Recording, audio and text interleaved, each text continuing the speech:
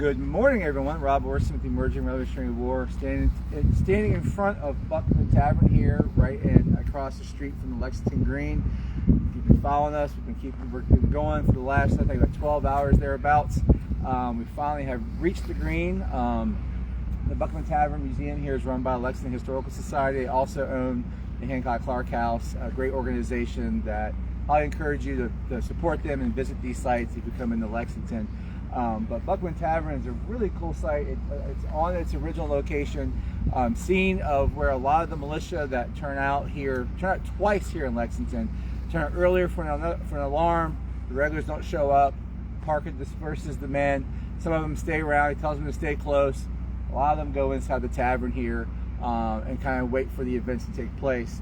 Speaking of our militia, Mr. Malloy now has finally got himself off guard duty at the Hancock Clark House.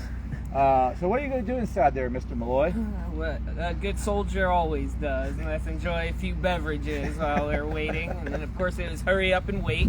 So they quickly called out. Parker had the militia called out, and like Rob said, no action was happening at that moment. So he said, you can disperse, but be nearby.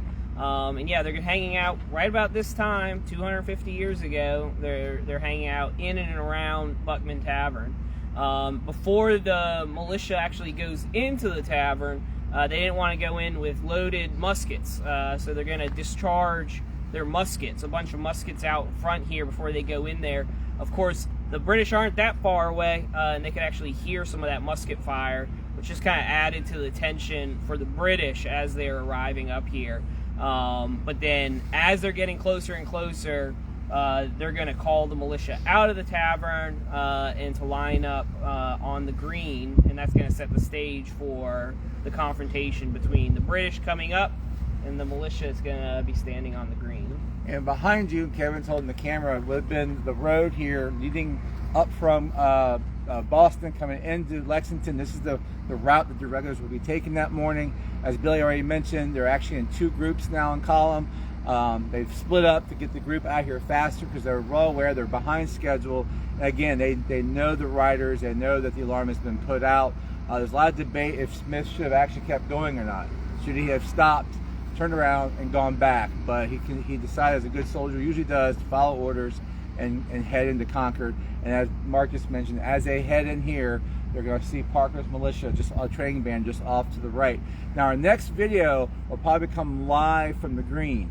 There's several different demonstrations going on the green today. As Kevin holds the camera, you can see there's barriers everywhere. This is a big production. If you've ever been here for Patriots Day weekend, it's always a big production, but a little bit extra big because it's the 250th. And we will bring you some live video of the events as they take place. Thanks for watching, and stay tuned.